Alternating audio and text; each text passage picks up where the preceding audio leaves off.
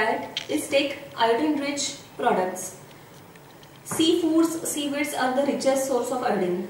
So, inclusion of iodized common salt or table salt is extremely necessary for all of us. Then seafish also contain a high amount of selenium, which reduces the risk of heart diseases associated with hypothyroidism because they contain the good hormone or low density lipoprotein. Then whole wheat grains, they should be used because they are a healthier option over refined flours. Again, nuts like almonds, Brazil nuts or hazelnuts, they are essential because they contain alpha omega fatty acids, which also reduce the risk of heart attacks or heart diseases. They also reduce the chances of arteries getting blocked with fat deposits.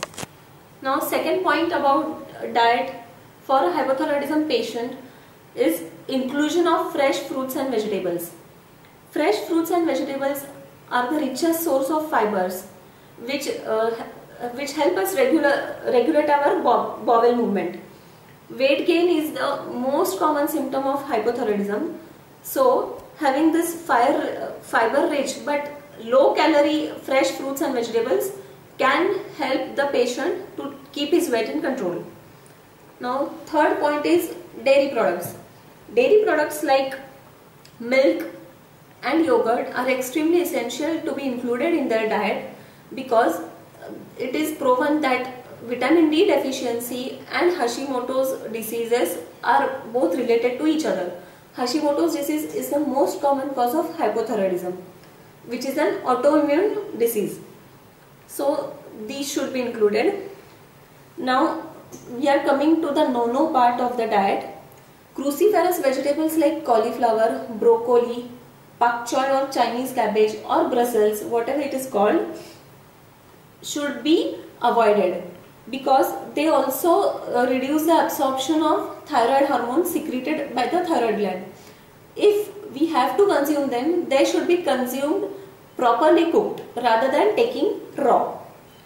Then fatty products like oil, desi ghee or butter, they should be consumed in moderate amounts because fat digestion takes a longer time and it reduces the absorption of the thyroid hormones by the body. Now coming to the last part of the diet, it's the caffeine which is contained in the coffee we take and alcohol. Alcohol is a strict no-no. Coffee can be taken in moderate amount. These both hamper the absorption of thyroxine. Alcohol also decreases the ability of the thyroid gland to produce the hormone. And lastly, the synthetic thyroid hormone medications like altroxin, which are prescribed to a hypothyroidism patient, should be ideally taken on an empty stomach because it is the time when it gets maximally utilized by the body. As we take our diet, the fiber content in it may slow down the process of absorption. So these medications should be taken on an empty stomach. And other passing remark is calcium and vitamin supplements or iron supplements should also be avoided to be consumed along with the thyroid medications. They should be taken several hours before or after taking the thyroid hormone to get maximum benefit of it. So follow these steps and have a good diet for hypothyroidism. Thank you.